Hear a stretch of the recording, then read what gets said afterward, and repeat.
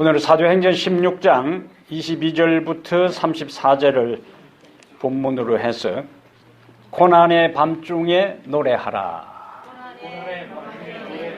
하면 돼요. 고난의 밤중에 노래하라. 오늘 우리가 함께 살필 말씀의 제목입니다. 어려움을 당할 때에 그 사람의 진짜 모습이 나옵니다. 위기 때에 그 사람의 신앙의 본색이 드러난다는 거예요.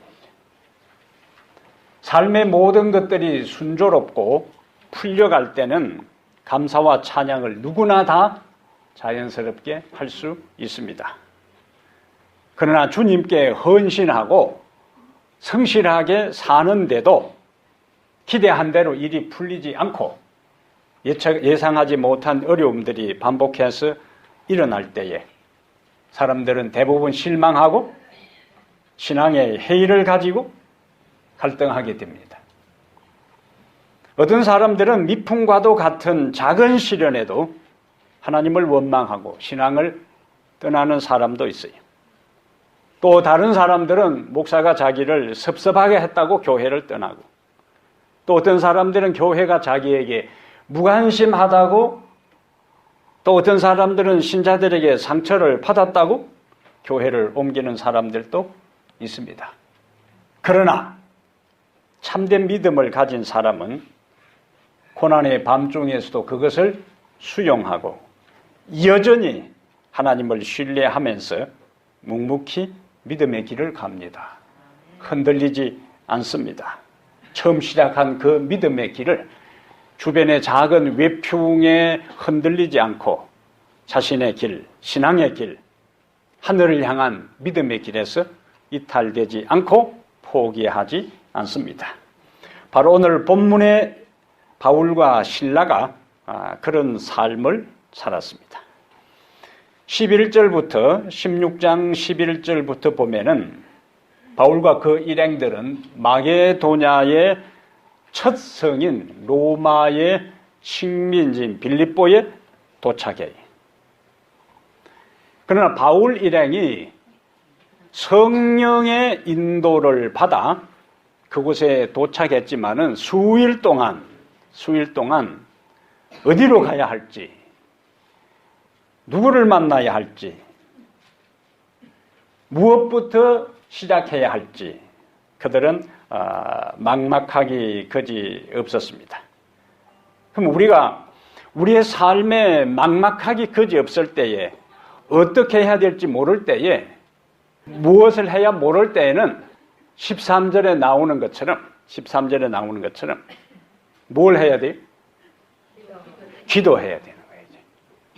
어디를 가야 할지, 무엇을 해야 될지, 누구를 만나야 될지 막연한 가운데서는 우리가 꺼낼 수 있는 가장 중요한 카드는 기도하는 거예요. 그래서 바울과 실라는 안식일에 우리가 기도할 것이 있을까 하여 기도처를 찾는 것을 보게 돼.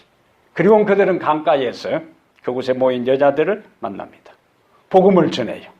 14절에 보니까 이때에 하나님께 기도하고 하나님의 인도를 따라 하나님께서 우리의 마음에 감동을 주는 대로 움직일 때는 반드시 결과가 있습니다. 그 14절이요. 두아디라시에 있는 자색 옷감 장사로서 하나님을 섬기는 루디아라 하는 누가요? 여자가 말을 듣고 있을 때 주께서 그 마음을 열어 바울의 말을 따르게 하신지라. 이 사람은 구약 성경에 나타난 성경의 진리만 받아들이고 아직까지 예수 그리스도는 메시아로, 개인의 구주로 영접하지 않은 사람이에요. 그러나 바울이 기도하고 사람들을 만나고 하나님의 말씀을 전했을 때에 하나님께서 듣는 사람 중에서 준비된 사람, 그들의 마음을 하나님이 열어주시는 거예요.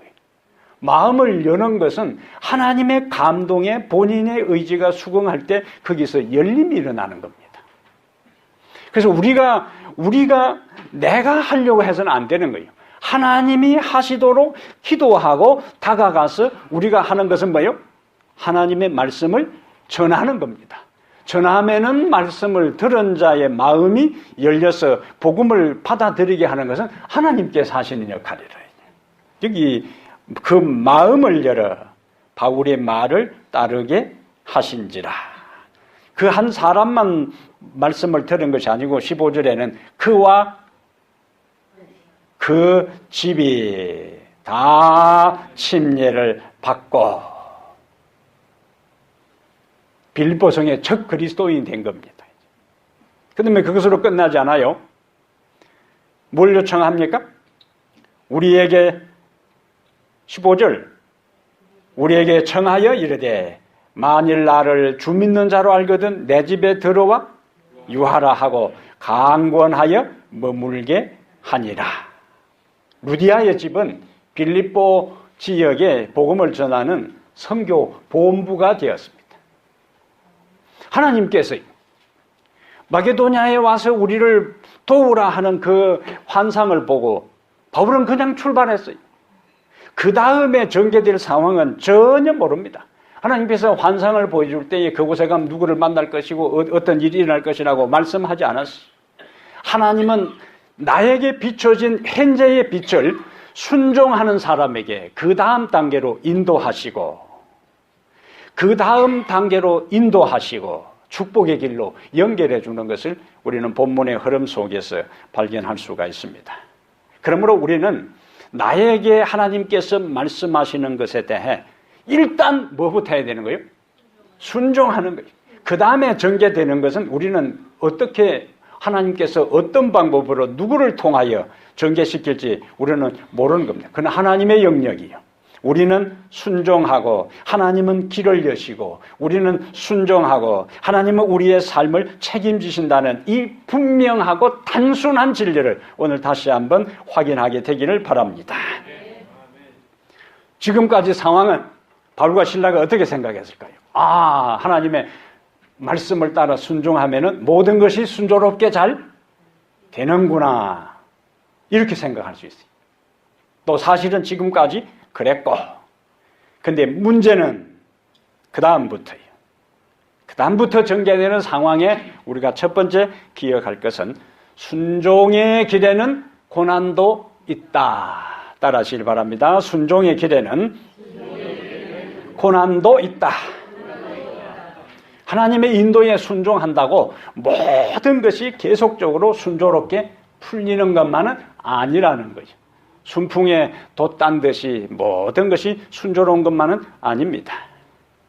여기 빌립보는 여기 본문에 있는 것처럼 마게도냐 지방의 첫 성으로서 로마 제국 내에서 중요한 도시였어요. 이 지역의 중요한 도시에 복음이 효과적으로 전파되고 사람들이 말씀을 받아들이고 그리스도를 메시아로 인정하는 일들이 하나하나 일어나게 될 때에 그것은 로마 제국의 다른 도시에도 파급 효과를 가져올 수 있는 그러한 지역이에요. 바로 이곳에 자색 옷감 장사인 루디아의 회심으로 유럽의 최초의 가정교회가 시작됩니다. 어떤 일들은 거창한 일로 시작되는 게 아니에요. 오늘 주보에 쓴 것처럼 작은 것입니다. 이곳에 어쩌면 유대 지역뿐만 아니라 로마 지역에도 남자들, 유력한 집안의 남자들이 복음을 받아들였으면 더 강력한 영향을 미칠 수 있을 것이라고 우리가 생각할 수 있어요. 그런데 그곳의 최초의 회심자는 누구였다고요? 그 동네에 사는 사람도 아니고 두아디라에 살면서 왔다 갔다 사업하는 여자가 복음을 받아들였어요. 아마 이러한 모습들은 바울과 실라에게 좀 더 유력한 사람을, 좀 더 높은 지위에 있는 사람, 좀 더 재정적으로 여유가 있는 사람을 만나지 않고 왜 이렇게 그 여자를 만나서 복음을 전했을까? 의아한 생각이 들 수도 있었을 겁니다. 어쨌든 그 집이 유럽 선교의 본부가 되고 최초의 작은 이 가정교회가 되었는데 하나님은 작은 시작이지만은 그 작은 시작, 작은 샘물, 그 다음에 실개천, 그 다음에 시냇물, 강물, 바다로 이어가는 그것처럼 하나님께서 작은 출발을 통하여 큰 역사를 이루시는 분이 바로 우리 하나님이셔요. 근데 문제는 16절에 보세요. 우리가 기도하는 곳에 가다가 13절에 기도하는 곳에 가서 여자들을 만나 복음을 전했고 두아디라가 회심했는데 또 기도하는 곳에 가다가 이번엔 누구를 만나야지? 점치는 귀신 들린 여종 하나를 만나니 점으로 그 주인이 아니고 주인들에게 상당히 표현이 좀 이상하잖아요. 한 점치는 여종을 두고 주인이 여러 명이라 아마 공동 관리를 하는 것 같아요. 이 여자가 점을 쳐서 수입이 들어오면은 이 여자 뒷바라지를 해주면서 여러 사람들이 그 수입을 나누어 가지는 그런 구조 같습니다. 그래서 주인들이라 복수로 나와요. 근데 17절에 우리가 참 이해하기 힘든 이야기요. 바울과 우리를 따라와 소리 질러 이르되 이 사람들은 지극히 높은 하나님의 종으로서 구원의 길을 너희에게 전하는 자라 하며 이같이 여러 날을 하는지라 바울이 심히 괴로워하여. 근데 앞에 내용은 괴로워할 내용이 아니에요. 지극히 높은 하나님의 종으로서 구원의 길을 너희에게 전하는 자라. 대신 또 전도해 주잖아요. 근데 왜 바울이 따라다니면서 계속하면 고맙다고 해야 되는데 바울이 그냥 괴로워한 것도 아니고 심히 괴로워했다. 상당히 앞뒤의 흐름들이 이해하기 힘든 분위기예요. 여기에서는 다른 사람들은 다 이 여자가 어떤 사람인 줄 알아요? 귀신 들린 여자예요. 그리고 그 귀신의 힘을 빌어서 점을 쳐서 복채를 받아 그 다음에 주인의 수입 워지 되는 걸 알고 있습니다. 이 사람이 바울과 실라를 따라다니면서 계속 지극히 높으신 하나님의 종으로서 구원의 길을 너에게 전한다 할 때에 사람들이 생각할 때는 귀신에게 임한 신이나 바울과 실라가 전하는 신이나 동일한 신으로 오해할 수가 있습니다. 그것 때문에 바울이 괴로웠던 거예요. 질이 근본적으로 다른데 계속 따라다니면서 했을 때에 그 귀신에게 이르되 예수 그리스도의 이름으로 내가 내게 명하노니 그에게서 나오라 하니 귀신이 버티다가 나왔다. 그렇게 하지 않고 즉시 나오니라. 하나님의 능력입니다. 하나님의 능력이요. 19절에 보면은 여종의 주인들은 자기 수익의 소망이 끊어진 것을 보고 귀신의 힘을 의지해서 점을 쳤는데 귀신이 나가버렸으니까 더 이상 점괘가 안 나오잖아요. 점괘가 안 나오는데 사람들이 누가 찾아가서 점을 치려 하겠어요. 독특한 재미를 봤는데 귀신이 나가버리고 이제는 점괘가 안 나오고 점을 칠 수 없으니까 사람들은 선과 진리와 옳은 것과 의와 공의에 의해 움직이는 것이 아니고 철저하게 사람들은 대부분 자기 이익을 위해서 움직입니다. 이 사람들에게도 구원받을 수 있는 기회가 있었어요. 이 사람들에게도 바울과 실라가 자기들이 관리하는 이 여종이 귀신이 나가버려서 점을 칠 수 없을 때는 틀림없이 이 여자에게 집힌 그 귀신보다 더 강력한 신이 있다고 생각하고 뭔가 바울과 실라를 만나서 의논해보고 관심을 갖고 공부를 해봐야 될 거 아니에요. 근데 이 사람들은 그것에는 아무 관심이 없고 재정적으로 더 이상 수입이 떨어진 것에만 관심이 있었습니다. 오늘 우리는 우리의 삶에 있어서 구원의 기회와 영생을 얻을 수 있는 기회와 하나님의 백성으로서 성장할 수 있는 기회와 하나님의 자녀로서 주님을 닮아갈 수 있는 기회들이 수없이 여러 형태로 우리에게 올 때에 내가 현재 경험하는 어떤 것, 누리는 어떤 것, 즐기는 어떤 것, 유지하는 어떤 것, 수입의 어떤 것이 손해될까 싶어가지고 더 크고 영원하고 가치 있는 것을 상실하는 어리석은 자리에 있지 말게 되기를 바랍니다. 이 주인들은 바로 그들이 구원받을 수 있는 결정적인 기회가 왔지만은 그 절호의 기회를, 절호의 찬스를 그들은 놓쳐버리고 말았어요. 사단은 지금까지 빌립보를 자기의 왕국으로 삼아서 사람들을 거짓 우상 숭배로 묶어놓고 자기 수하에 지배하고 있었어요. 그런데 그 왕국이 지금 바울과 실라의 등장으로 침입을 당한 것입니다. 사단은 특이한 방법으로 일하지 않아요. 일상의 삶의 자연적인 흐름 속에서 사단은 그 배후에서 작용합니다. 귀신 들린 여종이 귀신이 나가버려서 더 이상 수입이 떨어졌을 때에 바울과 실라를 주인들이 붙잡아 장터로 관리들에게 끌어갔다가 20절에 상관들 앞에 데리고 가서 말하되 이 사람들이 유대인인데, 그걸 강조합니다. 우리 성을 심히 요란하게 하여 왜곡하는 거예요. 그들은 바울과 실라는 성을 요란하게 한 것이 없어요. 그 다음에 21절에 로마 사람인 우리가 받지도 못하고 행하지도 못할 풍속을 전한다 하거늘 그렇게 한 적이 없습니다. 그러나 사람들은 자기의 이익이 현실적으로 손해를 받을 때는 이렇게 무리하게 온갖 밑도 끝도 없는 이야기들을 동원해서 진리를 거부하는 명분을 삼는 것을 보게 돼요. 왜 이렇게 했다고요? 이 주인들이? 자기 이익이 떨어졌고 그 배후에는 누가 있다고요? 사단이 있는 거예요. 왜 사단이 이 주인들을 충동시켜서 한다고요? 자기가 지금까지 독보적인 존재로서 왕국을 형성해서 빌립보 전체, 유럽 전체를 지금 다 장악하고 있는데, 거짓된 영으로 모든 사람들을 장악하고 있는데, 그곳에 하나님의 백성들이 들어오고 그곳에 복음이 전파되기 시작할 때 사단의 반격이 시작된 거예요. 우리들 개인들이요, 적당하게 살면은 큰 어려움이 없습니다. 왜 그럴까요? 사단이 건들 필요가 없어요.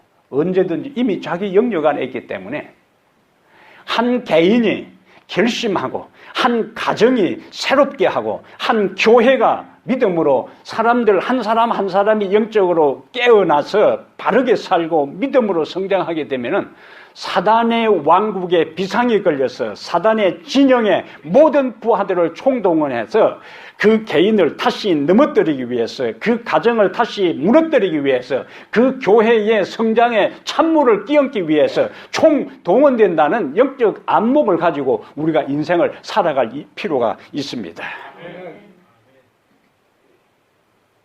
이 영적 세계의 원리, 하나님의 백성들이 영적으로 깨어나고 바르게 살려 하면은 사단은 자연적인 일상의 삶을 통해서 가장 가까운 사람, 또 주변 사람, 교회의 다른 사람, 내 직장에 있는 사람, 이런저런 일들을 일으키고 인간관계를 왜곡시키고 인간관계가 깨어지게 해서 결국에 그 모든 목적은 무엇인가? 우리의 신앙을 주저앉히기 위한 사단의 전략인 것입니다. 그러므로 나에게 일어나는, 내 가정에 일어나는, 내 주변에 일어나는 그러한 일들이 신앙적인 면에 있어서 바르게 살려고 할 때에 예기치 못하고 예상하지 못하고 생각지도 못하는 일이 일어날 때에 이 일 배후에 사단이 있구나. 이러한 영적 안목을 가지고 영적으로 그 문제에 접근해야 되는 거예요. 이것이 성경을 믿고 말씀을 깨닫고 살아가는 하나님의 백성들의 중요한 영적 태도인 것입니다. 사단이 우리를 공격하기 위해서 한 일이든지 하나님이 우리를 단련하기 위해서 허락하신 시련이든지 상관없이 그 모든 일에는 우리가 영적 안목을 가지고 바라보면 반드시 하나님이 우리에게 주시는 영적 메시지가 있습니다. 어떤 상황에서든지 하나님 편에 서서 흔들리지 않고 믿음으로 나가면 반드시 큰 축복이 우리를 기다리고 있고 하나님이 그 축복을 준비하고 있습니다. 하나님의 뜻대로 사는데도 어려움은 있을 수 있다. 옳은 동기로 일을 하고 바른 일을 한다 할지라도 모든 사람이 박수치고 모든 사람이 그것을 따르는 게 아니에요. 예수님께서 이 세상에 오셔서 사람 살리기 위해서 오셨어요. 예수님은 이 세상에 죽어가는 사람을 구원하기 위해서 오셨어요.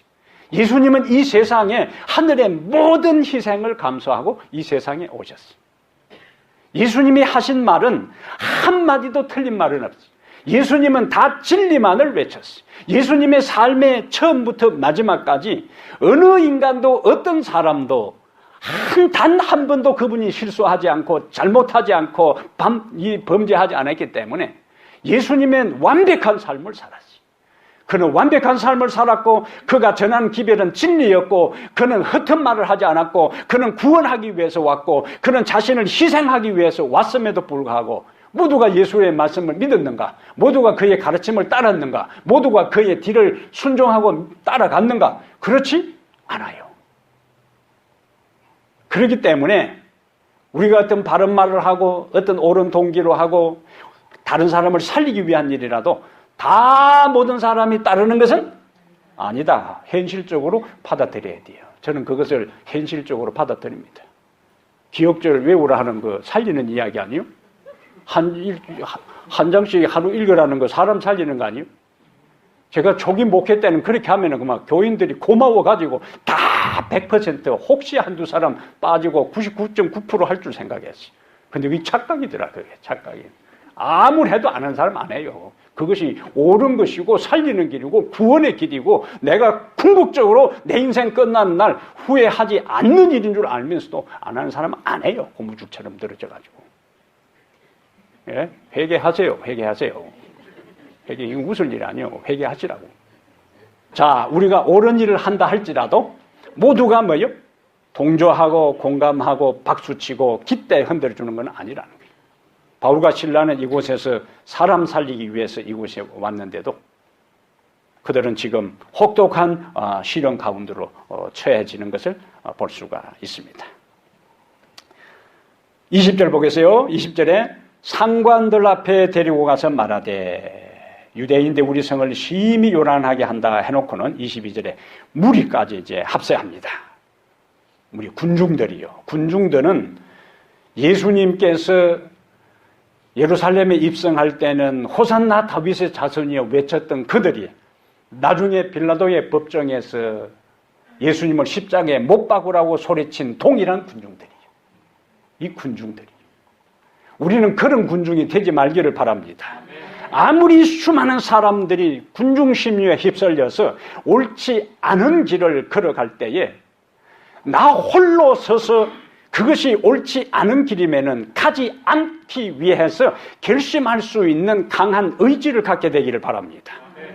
두라 평지에 수많은 바벨론 사람들이, 고급 관리들이, 고위 관직들이 다 그곳에 와 모두가 바벨론 오케스트라나 연주가 시작될 때에 살기 위해서 생존하기 위해서 지위를 유지하기 위해서 다 기다렸다는 시 엎드려 절하는 그 순간에도 다니엘의 세 친구처럼 목숨을 내어놓고 그것이 옳지 않은 길이라고 판단하고 버티어 설 수 있는 영적 담대함을 가지고 살아가게 되기를 바랍니다. 우리의 매 순간 하루하루의 삶 속에 크고 작은 일에 있어서 바른 편에 서고 오른편에 서고 하나님 편에 서고 진리 편에 서고 말씀 편에 서는 삶이 하나하나 연습되고 경험되고 습관이 되고 체험되고 그것이 내 몸속에 유전자 하나하나 DNA 하나하나에 박혀있을 그때에 결정적인 순간에도 다른 사람과 상관없이 하나님 편에 딱 버티고 설 수 있다는 이야기예요. 그때에 그 버티어 설 수 있는 영적 담대함과 용기와 담력은 그때 갑자기 생기는 것이 아니고 지금 매일 매 순간 일상의 사소한 것에서부터 하나님 편에 서서 말씀 편에 서서 진리 편에 서서 영원 편에 서는 것들이 우리 몸에 빼어 있을 때에 그날에도 하나님 편에 설 수 있습니다. 하나님 백성이 어려움을 경험할 때 하나님은 어디 계시는가? 열왕기상 8장 12절에 이스라엘의 왕 솔로몬이 성전 봉헌 기도를 할 때 좀 특이한 표현을 해요. 하나님은 캄캄한 데 계신다 그랬어요. 하나님은 어디 계신다고요? 캄캄한 데 계신다고. 하나님은 빛이세요. 하나님은 빛을 창조하셨어요. 하나님은 빛으로서 빛 가운데 계셔야 맞는데 하나님은 캄캄한 데 계신다 그랬어요. 역설적인 표현입니다. 왜 하나님은 캄캄한 데 계시는가? 하나님은 빛으로서 그 영광을 우리 인생들에게 그대로 노출시켜버리면 히브리 12장에 있는 것처럼 하나님은 소멸하는 불이세요. 인생이 죄를 범하고 난 다음에 어둠 가운데 있을 때에, 캄캄한 가운데 있을 때에, 한밤중 같은 어려움 속에 있을 때에 하나님은 자기의 영광을 감추고 그 어둠 속의 인생들, 죄 가운데 있는 인생들, 죽음의 길로 가는 인생들 속에 함께 있으면서 고통을 함께 나누시고 어려움을 함께 나누시고 궁극적으로 그들을 빛 가운데로 인도하시고 영원 가운데로 인도하시고 구원 속으로 인도하기 위해서 하나님은 캄캄한 데 계시는 거예요. 바울과 실라가 지금 그들이 처해 있는 상황은 밤중입니다. 육체적인 상황도 밤중이요, 심적인 상황도 밤중이요, 물리적인 환경도 밤중이요. 그 밤중 같은 그 바울과 실라의 현실적인 상황 가운데 하나님은 그들과 함께 계셨던 것입니다. 깜깜한 데 계셨던 그분이. 그러므로 내 삶이 힘들고 어려울수록 하나님은 우리의 자녀들이 건강할 때에 부모가 그들에게 관심을 갖고 그 다음에 그들에게 가까이 다가가는 그 이상으로 부모가 그 자녀가 건강할 때는 조금 그만 알아서 살아가겠지 괜찮다 하지만은 아이가 아프고 그 다음에 열이 나고 치댈고 짜증내고 잠을 자지 못할 때는 부모는 그 아이를 밤새도록 잠 한숨 자지 않고 그 아이를 보듬고 밤을 지새우는 거예요. 마찬가지로 하나님의 백성들이 고통스러운 밤중 같은 삶을 살아갈 때에 하나님은 멀리 계신 하나님이라 그 밤중 같은 우리의 삶의 현장에 함께 하신다는 절대적 진리 앞에 감사하게 되기를 바랍니다. 하나님은 내가 어려움 당할 때 멀리 계신 분이 아니에요. 오히려 다른 때보다 더 가까이 우리 삶에 함께 하십니다. 그렇기 때문에 우리는 어떻게 할 수 있는가? 고난의 밤중에 노래할 수 있습니다. 22절에 보면은 무리가 일제히 일어나 고발하니 상관들이 그냥 때린 게 아니에요. 어떻게 했어요? 옷을 그냥 벗긴 것도 아니에요. 찢어 벗기고 매로 치라 하여 많이 친 후에 옥에 가두고 간수에게 명하여 든든히 지키라 하니. 이거는 가장 치욕을 주는 거예요.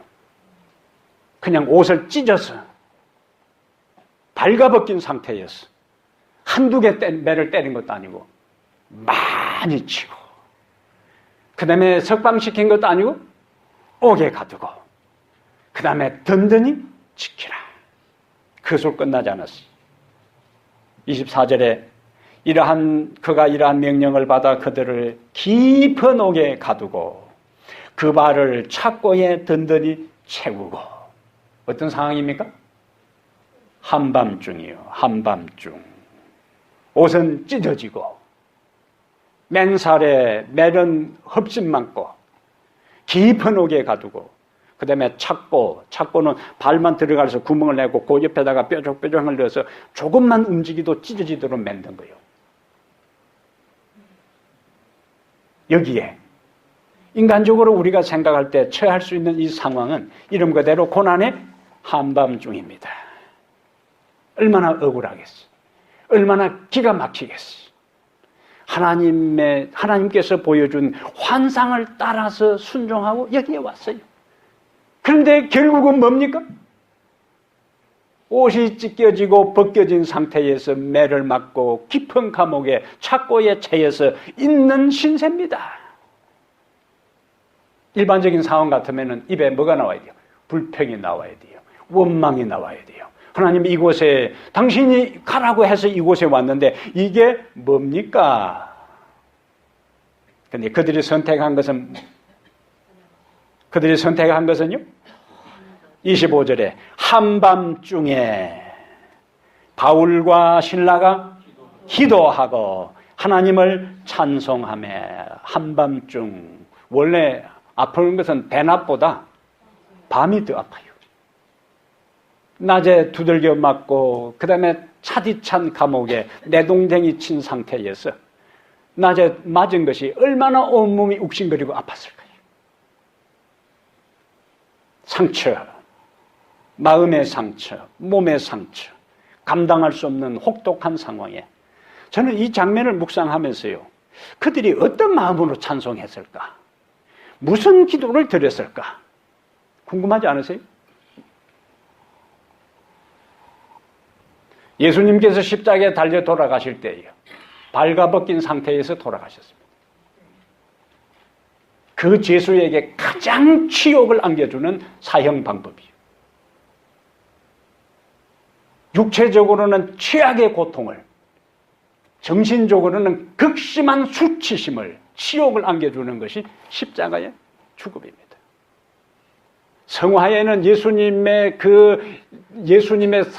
그림을 그릴 때, 십자가의 죽음에 대한 그림을 그릴 때에 옷을 가린 것으로 나오지만요, 십자가의 죽음은 옷을 발가벗긴 상태에서 만천하에 그 수치를 드러내는 것이 십자가의 죽음이에요.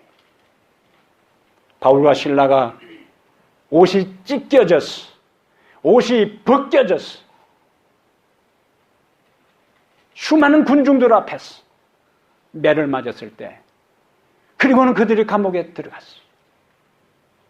예수님이 생각났을 거예요. 예수님, 당신은 나를 구원하기 위해서, 우리를 구원하기 위해서 하나님의 존귀한 아들이 만천하의 수많은 사람들이 보는 가운데서 발가벗긴 상태에서 십자가에 돌아가셔서 그 수치를 당했는데, 당신의 수치, 당신이 당한 지옥, 당신이 당한 저주, 당신이 당한 멸시, 당신이 침뱉음 당한 그 만분의 일이라도 내가 당신을 믿음으로 우리가 경험하게 하시니 감사합니다. 그러니 원망보다, 불평보다 하나님 왜 이러한 아픔과 고통을 허락하느냐고 원망하는 것 대신에 당신의 치욕의 부분적이나마 동참하게 한 그 고난에 동참한 것에 대해 감사했어. 그들은 하나님을 찬양하고 기도하기 시작한 것입니다. 오늘 우리의 삶에 크고 작은 일들 속에서 우리는 주님을 위해서 어떤 치욕을 경험합니까? 주님을 위해서 어떤 수치를 당해봤습니까? 성경에서 하나님께서 크게 사용하신 인물치고 인생의 고난의 밤을 통과하지 아니한 사람 아무도 없습니다. 여러분, 성경에 나오는 하나님이 사용한 인물들 보세요. 한 사람 예외 없이 혹독한 고난의 밤을 통하여 단련되고 단련된다 하나님의 쓰임받은 종들이 되었어요. 우리의 인생의 길도 마찬가지입니다. 우리가 경험하는 크고 작은 어려움들을 통하여 하나님은 우리의 삶에 아름다운 꽃을 피우고 열매 맺도록 하기 위해서 그 시련의 밤을 통과하도록 허락하시는 거예요. 시골에서는 가을에 배 수확을 마치자마자 보리나 밀을 파종합니다. 그러면 겨울에 추위가 오기 전에 이제 보리와 밀 싹이 나요. 그 추운 상태로 그 혹독한 겨울을 통과하는 거예요. 땅은 꽁꽁 얼고 그 다음에 그 위에 눈이 덮여 있는 그 속에서 밀과 보리는 그것을 통과하는 거예요. 어쩌면은 그냥 씨앗을 봄에 뿌리면 좋을 걸. 왜 하필이면은 그 힘들게, 그 마음이 아프잖아요. 짠하잖아요. 알이잖아요. 그 왜 가을에 씨를 뿌리느냐? 봄에 뿌려도 싹이 잘 자랍니다. 그런데 여러분, 봄에 밀과 보리 씨를 뿌려서 자라게 되면요, 제대로 꽃이 피지 않습니다. 제대로 수확이 나지 않습니다. 추운 겨울을 통과해야만이 제대로 꽃이 피고 열매가 맺혀요. 이것을 춘화현상이라 그렇게 하는 거예요. 춘화현상. 봄에 피는 진달래나 개나리나 목련 모든 것들은 가을의 이파리를 떨어뜨리자마자 꽃망울이 맺혀서 그 다음에 혹독한 추위를 개치면서 자연 상태에서春하철이가 되고 날이 따뜻해지자마자 아름다운 꽃을 피우는 겁니다. 영국의 유명한 소설가이자 성공의 평신도인 C.S. 루이스라는 사람은 인간의 고난의 이유를 이렇게 설명했어요. 그렇지 않아도 타락한 인간이 고난마저 없었다면 얼마나 교만하겠는가. 인간은 어려운 일이 일어나기 전에는 하나님께 귀를 기울이지 않는 습관이 있다. 고통은 기머거리와 같은 인간에게 하나님의 음성을 듣게 해주는 확성기와 같다. 고통은 기머거리와 같은 인간에게 하나님의 음성을 들려주는 확성기와 같다. 우리는 살아가면서 가진 것을 상실하기도 하고 올라갔다가 떨어지기도 하고 건강했다가 건강을 잃기도 합니다. 인생의 겨울이요, 시련의 밤입니다. 하나님께서 이러한 경험을 통하여 우리를 단련시키고 인간의 한계를 알고 겸손하게 엎드려 절대자 하나님을 찾도록 하나님께서 만드시는 방법입니다. 시편 39편은 다윗이 심각한 병에 걸려 자리에 누워서 쓴 시가 시편 39편입니다. 그는 천하에 두려워할 것이 없는 왕이었어요. 그렇지만 이제 그는 병상에 누워 있습니다. 언제나 그는 건강할 줄 알았어요. 언제나 그는 용맹할 줄 알았어요. 그런데 그에게도 연약할 때가 있었어요. 그도 침상에 누워서 투병할 때도 있었습니다. 건강할 때에, 잘 나갈 때에 깨닫지 못했던 것들을 그는 투병 중에 깨닫게 돼요. 시편 39편 4절에 여호와여 나의 종말과 연한이 언제까지인지 알게 하사 내가 나의 연약함을 알게 하소서. 인생의 대낮에 배울 수 없는 것들을 그는 배우게 됩니다. 그는 계속 고백합니다. 주께서 나의 날을 손넓이만큼 되게 하시며 나의 일생이 주 앞에는 없는 것 같사오니. 다윗은 고난 가운데서 인생의 덧없음을 깨닫습니다. 그런데 이 덧없음을 깨닫는 것으로 끝나버렸다면 허무주의요. 그런데 39편 7절에서 이렇게 고백합니다. 주여 내가 무엇을 바라리요? 나의 소망은 주께 있나이다. 아멘. 삶의 힘든 것 가운데서, 육체적인 고난 가운데서, 실패 가운데서, 사람들의 배신 가운데서 우리가 마지막 우리의 방점을 찍어야 할 대상은 누구인가? 예수 그리스도입니다. 우리의 소망은 예수 그리스도께 있습니다. 그러므로 고난의 밤중에 우리가 선택할 수 있는 최상의 카드, 최후의 카드, 최고의 카드는 기도하고 하나님을 찬양하는 것입니다. 그렇게 하면은 하나님의 역사가 일어나요. 그것이 그 후반의 마지막 부분에 하나님께서는 모든 것을 합력하여 선을 이루십니다. 26절. 이에 갑자기 큰 지진이 나서, 이것은 예상하지 않은 일이요, 예측하지 않은 일이요, 상상하지도 않은 일이요. 이에 뭐라고요? 갑자기 큰 지진이 나서 옥터가 움직이고 무슨 일이 납니까? 문이 곧 다 열리며 그 다음 모든 사람의 매인 것이 다 벗어진지라. 바울과 실라도 자유를 얻었고 함께 그 감옥에 투옥되었던 다른 사람들까지도 자유를 얻게 되었습니다. 그 다음에 29절에는요. 간수가 등불을 달라 하여 뛰어들어가 무서워 떨며 바울과 실라 앞에 엎드리고, 왜냐하면 옛날에는 죄수가 도망을 가면은 지킨 간수가 다 대신 사형을 당해야 되기 때문에 자해를 하려고 했어요. 바울과 실라도 위기에 처했고 그 다음에 간수도 위기에 처했어요. 바울과 실라는 위기에 처했을 때에 찬양하고 기도했고 간수는 위기에 처했을 때에 자살을 했어요. 이것이 믿음의 사람과 믿음이 없는 사람의 차이입니다. 30절에 그들을 데리고 나가 이르되 선생들이여 내가 어떻게 하여야 구원을 얻으리까? 조금 전에 그들을 감옥에 집어넣을 때는 어떻게 했을까요? 들어가 이놈들 이렇게 했을 거 아니에요? 근데 지금은 뭐라고요? 선생들이여. 가장 중요한 질문, 가장 위대한 질문, 가장 인간이 던져야 할 가장 핵심적인 질문이 여기에 있어요. 내가 어떻게 하여야 구원을 받으리까? 이보다 더 중요한 질문이 이 세상에 어디에 있겠어요? 내가 어떻게 하여야 구원을 받으리까? 31절 함께 있습니다.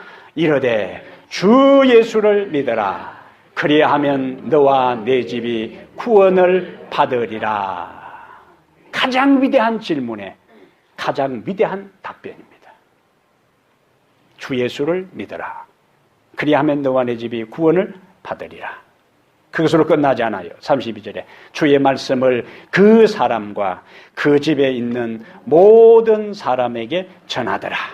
그 밤 그 시각에 간수가 그들을 데려다가 그 맞은 자리를 씻어주고 자기와 그 온 가족이 다 침례를 받은 후 그들을 데리고 자기 집에 올라가서 음식을 차려주고 그와 온 집이 하나님을 믿음으로 크게 기뻐하니라. 로마서 8장 28절에 우리가 알거니와 하나님을 사랑하는 자 곧 그 뜻대로 부르심을 입은 자들에게는 모든 것이 합력하여 선을 이루느니라. 이 말씀 믿으시면 아멘. 시작은 고통으로 시작되었어요. 그러나 그들은 밤중에 찬양하고 기도했습니다. 마지막 그 사건의 마지막은 34절에 그와 온 집이 하나님을 믿음으로 크게 기뻐하니라.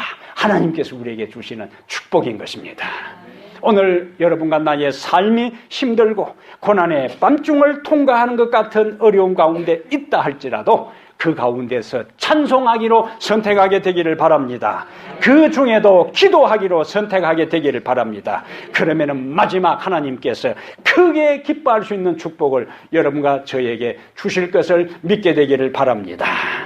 순종의 길에도 고난은 있습니다. 그러나 그 고난 가운데서 찬송하고 기도할 때 기쁨으로 갚아주시는 그분을 기억하고 찬송하며 기도하며 살아가는 성도들 되기를 주의 이름으로 축복합니다.